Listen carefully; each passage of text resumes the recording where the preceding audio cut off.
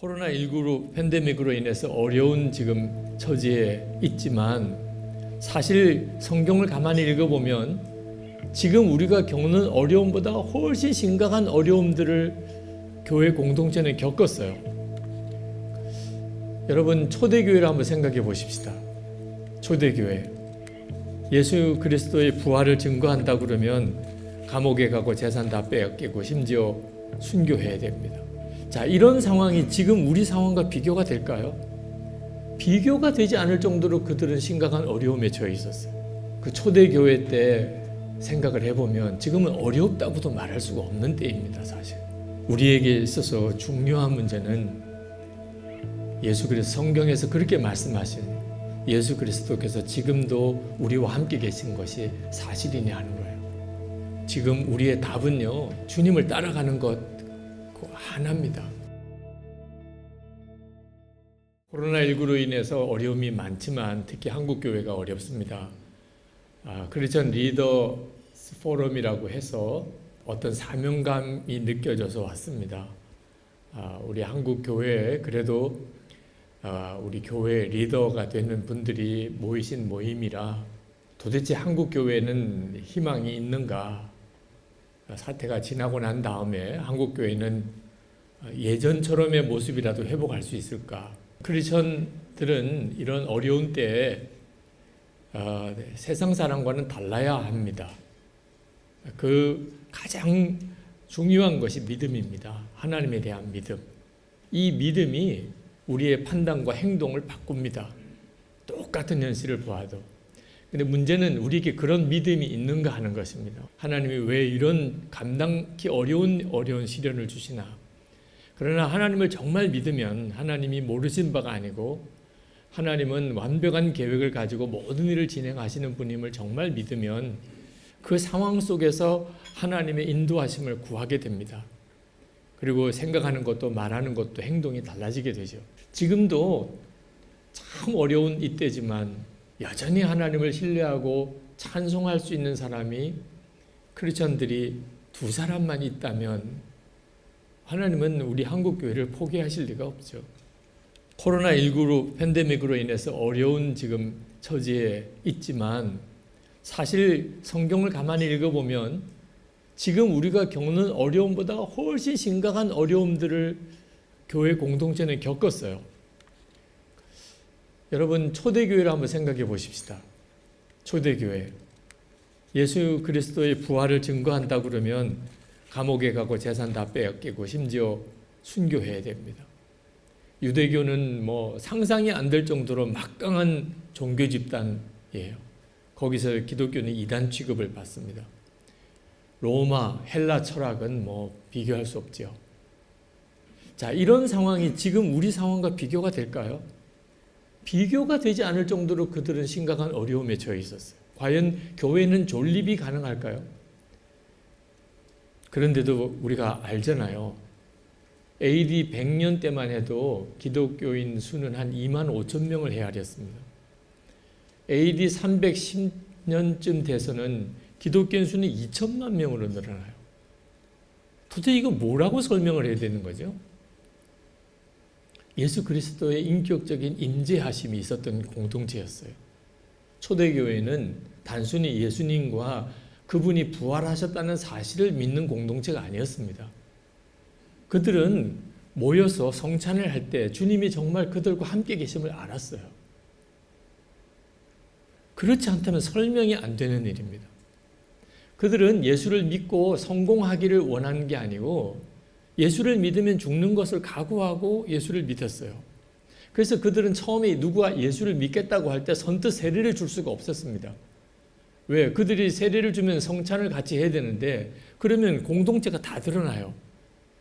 이 사람이 이 로마의 첩자일 수도 있는 거예요. 예수 믿겠다고 들어와서 공동체를 속속들이 다 파악하고 그리고 어느 순간에 다 끌려가서 죽을 수도 있는 겁니다.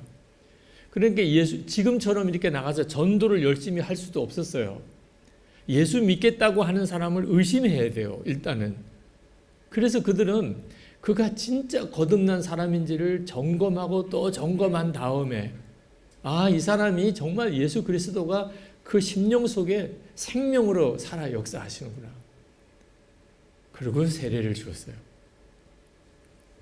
어느 순간부터 세례 자체도 많이 변질이 됐죠. 입으로만 예수님을 고백하면 그냥 무조건 세례를 주는 시절로 바뀌어버렸어요. 그 초대교회 때 생각을 해보면 지금은 어렵다고도 말할 수가 없는 때입니다, 사실. 지금 우리가 겪는 이 상황을 어렵다고 말하면 그 초대교회 때 그 성도들은 뭐라고 말을 해야 하죠? 우리에게 있어서 중요한 문제는 예수 그리스도 성경에서 그렇게 말씀하신 예수 그리스도께서 지금도 우리와 함께 계신 것이 사실이냐 하는 거예요. 지금 우리의 답은요, 주님을 따라가는 것 하나입니다. 우리 한국교회 모든 크리스천 리더들이 오직 주님만 따라가는 믿음으로 서면 오히려 지금 이 코로나19로 인한 어려움이 한국교회를 살리는 계기가 될 수 있다고 저는 확신합니다. 한국교회의 민낯이 다 드러났어요. 신천지만 드러난 게 아닙니다. 한국교회 실상이 다 드러났어요. 그 실상이 뭐죠?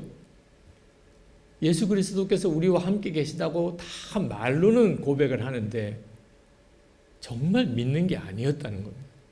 그러니까 예배당에서 모이지 못하면 완전히 멘붕 상태에 빠지는 겁니다. 예수 그리스도께서는 내 안에 거하신다고 고백해놓고 실제가 아닌 거예요. 한국교회 목회자들도 평신도들도 다 예수 그리스도와 함께 동행하는 것에 대해서 전혀 실제가 아니었던 겁니다.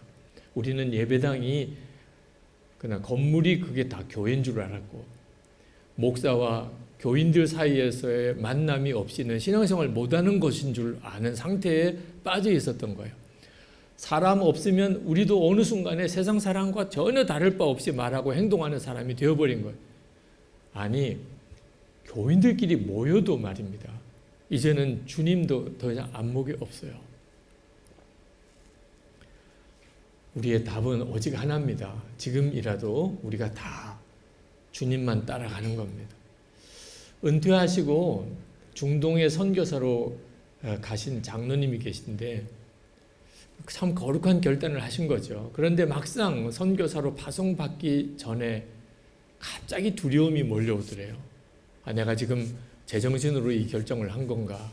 주변에서는 다 정말 칭찬하고 격려하고 기도해 주면서 이제는 안 나갈 수도 없는 상황이 됐습니다. 근데 막상 이제 내가 중동으로 가서 이 나이에 제대로 할 수 있을까? 내가 무슨 일을 도대체 할 수 있을까? 그래서 그 파송하기 얼마 전부터 심각한 영적인 침체에 빠졌어요. 다 물리고 싶었대요. 그런데 기도 중에 주님이 말씀하시기를 나를 따르라. 거기에 답을 얻었어요. 예수님의 제자들도 다 그 부름이었구나. 아니, 예수님이 제자들에게 내가 앞으로 너희들을 어떻게 쓸 거다 무슨 말씀을 하신 게 있나요? 그냥 나를 따르라 하시는 그 말씀 한마디에 다 내려놓고 그냥 주님을 따른 거잖아요. 주님만 따라가면 되는 거구나. 한국에 있는 동안에 그렇게 주님만 따라 살아왔는데 중동이라고 하는 곳에 가서 거기서도 주님이 계신 곳에 나도 있고 주님이 가시는 곳에 가는 거고 주님이 하시는 일을 그냥 하면 되는 거지. 그리고는 얼마나 마음의 평강이 왔는지 그 간증을 떠나기 전에 하시더라고요. 지금 우리에게 있어서 코로나19 이후는 어떻게 살까? 답은 하나입니다. 주님을 따라가는 거예요. 근데 문제는 주님이 도대체 어디로 인도하시는지를 알아야 따라가는 거죠. 초대교회 때야 또 예수님의 제자들이야 예수님을 실제로 눈으로 보았으니 주님이 이 방을 나가시면 그냥 따라 나가는 거고 주님이 길에 서시면 그 길로 가면 되는 거죠. 근데 지금 우리들은 주님을 따르고 싶어도 진짜 주님이 내 안에 실제가 되신 사람은 주님을 따라 살겠지만 우리의 문제는 예수님이 나와 함께 계시는 것이 실제가 아닌 사람이 많다는 겁니다. 주님을 따라가고 싶은데 주님이 나를 뭐라고 하시는지, 주님이 이런 상황에서는 어떻게 하라고 하시는지, 주님은 도대체 어디에 계신지, 무슨 일을 하는지 이걸 분별을 못하는 상태에 우리가 빠져 있어요. 왜 이렇게 되었을까요? 우리가 예수님을 믿어도 처음에 아주 분명하게 예수님을 제대로 믿어야 하는데 예수를 믿는 것 자체를 너무 어설프게 믿은 겁니다. 성경은 우리에게 말씀하세요. 우리가 예수님을 믿는 것은 자기를 부인하고 자기 십자가를 지고 그리고 주님을 따르는 겁니다. 여기 계신 모든 이들에게 주어진 말씀이에요. 자기를 부인하고 자기를 십자가를 지고 그리고 주님을 따라가는 삶이 지금 우리의 삶이어야 하는 겁니다. 이것을 사도 바울이 자기 버전으로 이렇게 고백한 것이 내가 그리스도와 함께 십자가에 못 박혔나니 이제는 내가 사는 것 아니요 내 안에 그리스도께서 사시는 것이라. 내가 이제 육체 가운데 사는 것은 나를 사랑하사 나를 위해 자기 몸을 버리신 내어주신 하나님의 아들을 믿는 믿음 안에서 사는 것입니다. 이 믿음이 세례받을 때 믿음이에요. 예수를 잘 믿고 그리고 어느덧 장로나 또는 목사나 이제 정말 크리스천 리더가 되는 수준에 이를 때 얻게 되는 수준이 아닙니다.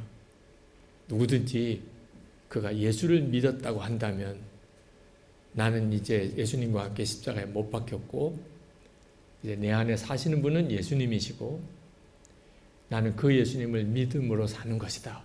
이렇게 고백이 되어야 하는데 우리 한국 교회는 당신은 죽었습니까? 예수님 안에서 그런 질문 앞에 아멘 이렇게 대답하시는 분이 참 찾아보기 어려워요. 예수는 안 믿는 건 아니에요. 근데 예수님으로 살지를 못해요. 이유가 뭔지를 몰라요. 본인도 몰라요.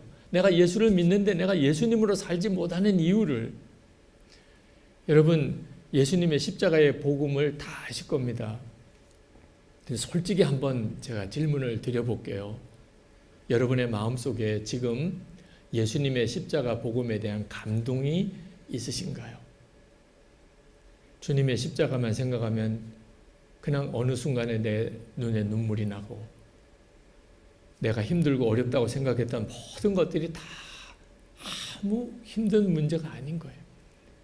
주어진 상황이 사방에서 나를 잡아먹을 것 같아도 내 마음속에 감사가 일어나고 그렇습니까? 그랬던 시절도 있었던 것 같아요. 근데 지금도 그런가 싶으면 그건 아닌 것 같아요. 그건 여러분의 가족이 알죠. 여러분의 아내와 여러분의 남편이 무엇보다도 여러분의 자녀가 알아요. 심각하게 참 안타까운 것은 그렇게 믿음이 좋은 크리스찬 가정에서 자라난 그 우리의 자녀들이 믿음을 떠나는 경우가 많습니다. 그 부모는 이해하기 어려워해요. 내가 그렇게 열심히 교회를 다니고 신앙생활을 해서 정말 크리스천 리더가 됐는데 정작 자녀들에게는 인정을 못 받는 거예요. 왜 이런 일이 벌어지는 거죠? 예수를 믿어도 어쩔 수 없는 거야. 예수를 믿어도 어쩔 수 없이 죄 짓고 사는 거야. 흔히 교회에서 시험 든 새가족들에게 우리가 그렇게 이야기를 합니다. 교회는 병원과 같은 거야. 교회는 환자들이 모이는 곳이야. 그리고 교인들은 다 환자다. 그렇게 생각하고 믿는 거야. 그게 진짜 십자가의 복음일까요? 정말 그렇게 믿고 살다가 그러다가 이제 죽을 때 그저 천국 가는 것이 그게 복음일까요? 그럴 수가 없는 거거든요. 그랬다면 초대교회는 있을 수도 없는 것이었어요. 우리가 정말 조심해야 될 것이 종교의 영으로 교회 생활하는 겁니다. 겉으로는 정말 열심히 해요.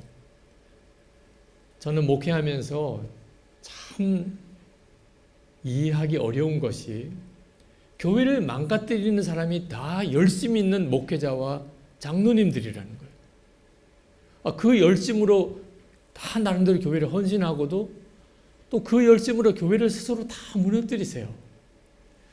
이걸 도대체 어떻게 설명을 해야 되는 거죠? 이게 종교의 영입니다. 무서워요. 진짜 복음, 예수님의 생명으로 사는 것과 종교의 영으로 열심히 교회 생활을 하는 것이 얼핏 보기에는 구분이 잘 안 됩니다. 곡식과 가라지가 지금 함께 있어요. 추수 때에 가서는 갈라지겠죠. 우리 크리스천 리더들이시니까 정말 꼭 부탁을 드립니다. 사람들은 다 크리스천 리더라고 인정을 해 주어도 중요한 것은 내 안에 계신 주님이 나를 어떻게 인정해 주냐. 그리고 그것은 우리 자녀들이 주님이 나를 어떻게 보실지를 그대로 반영해 줘요.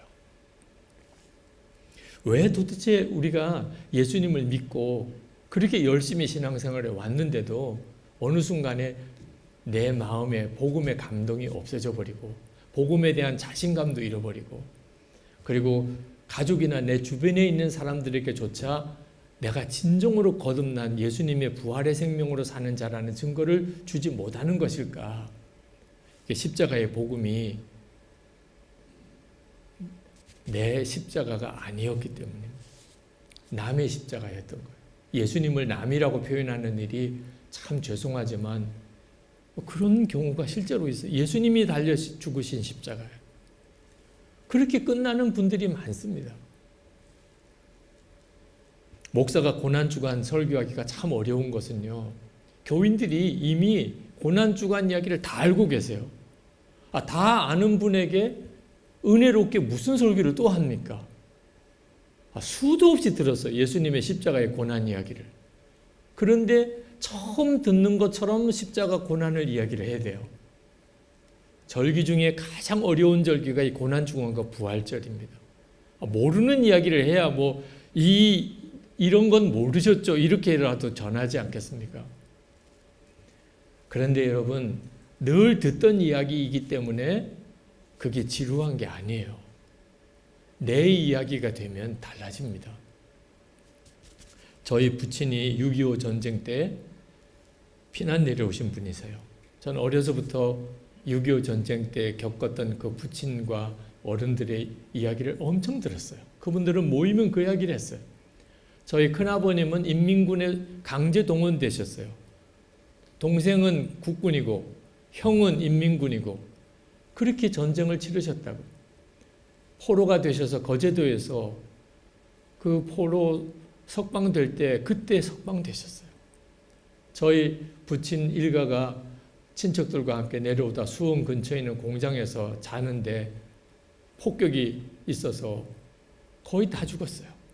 저희 부친도 턱에 엄청난 상처가 있으셨습니다. 저희 부친과 몇 안 되는 친척 어른들이 모이시면 6.25 전쟁 때 이야기를 하세요. 저도 이제 할 만큼 들었어요. 근데 지금도 선해요. 그분들은 그때 이야기를 하면 눈빛이 달라져요. 마치 처음 이야기 하시는 것처럼. 그리고 그 자리에 있으신 것처럼 이야기를 해요. 자기 이야기니까. 우리 다 6.25 이야기 알잖아요. 6.25 전쟁 이야기 모르는 분 누가 있어요? 우리도 6.25 전쟁에서 이야기하라면 다 할만하죠.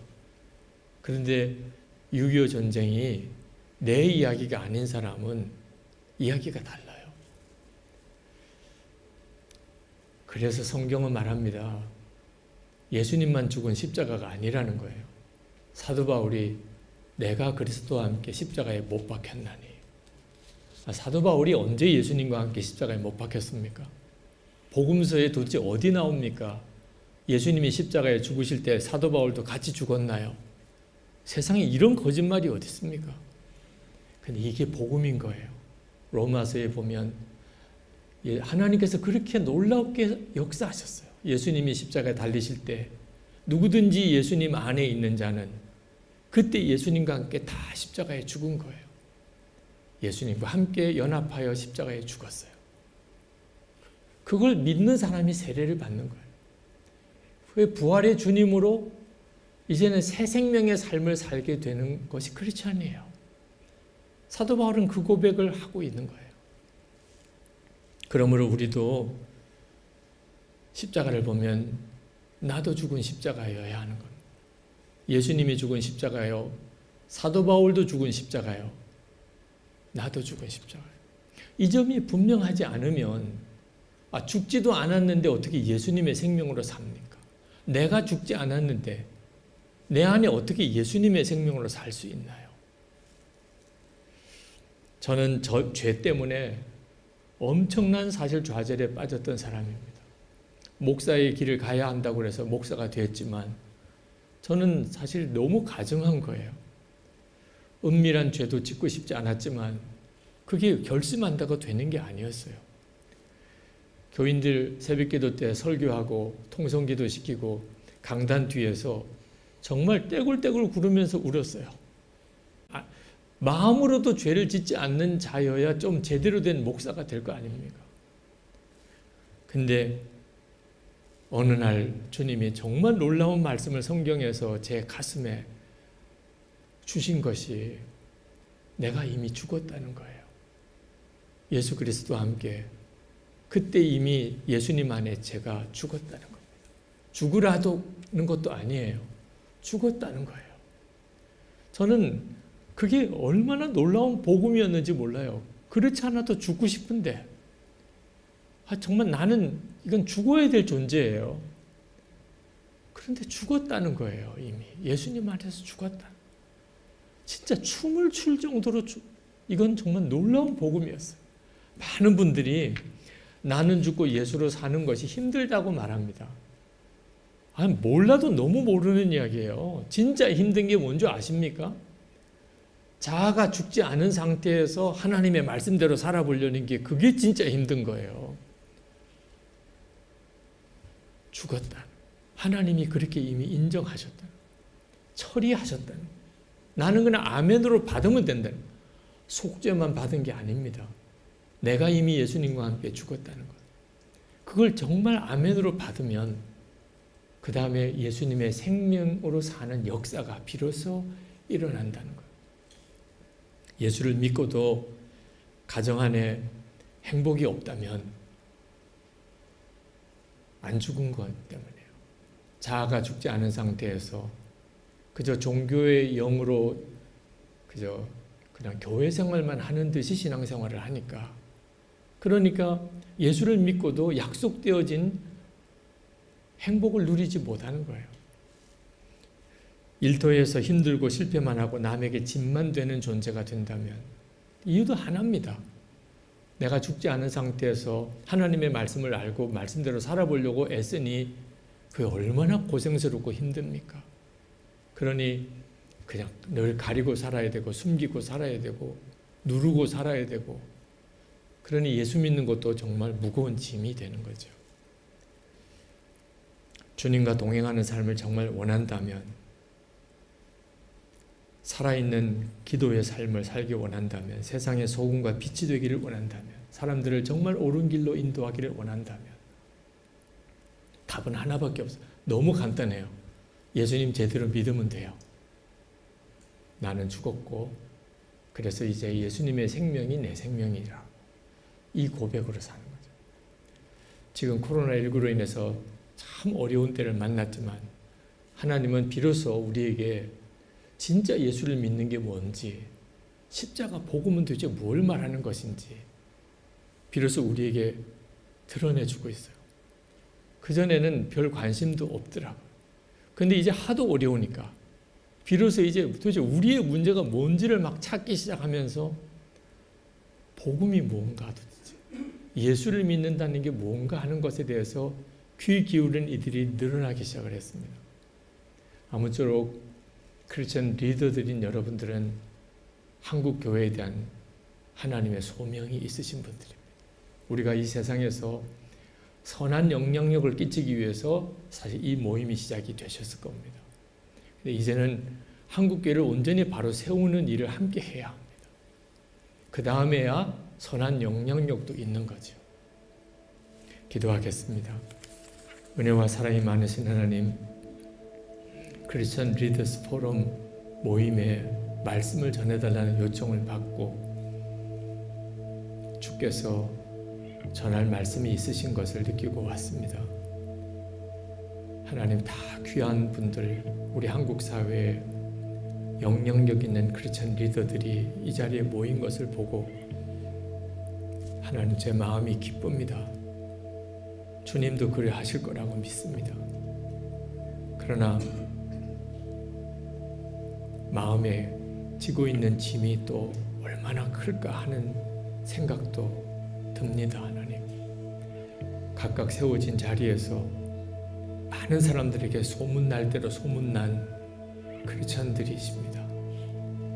주여, 이 때를 위해서 여기까지 오게 하셨으니 이제는 주의 생명으로 살게 하소서.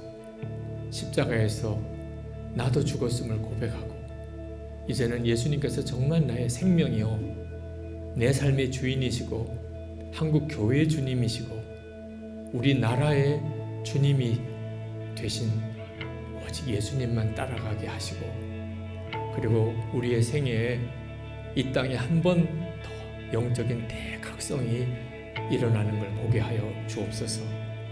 주 예수 그리스도 이름으로 간절히 기도합나이다. 아멘.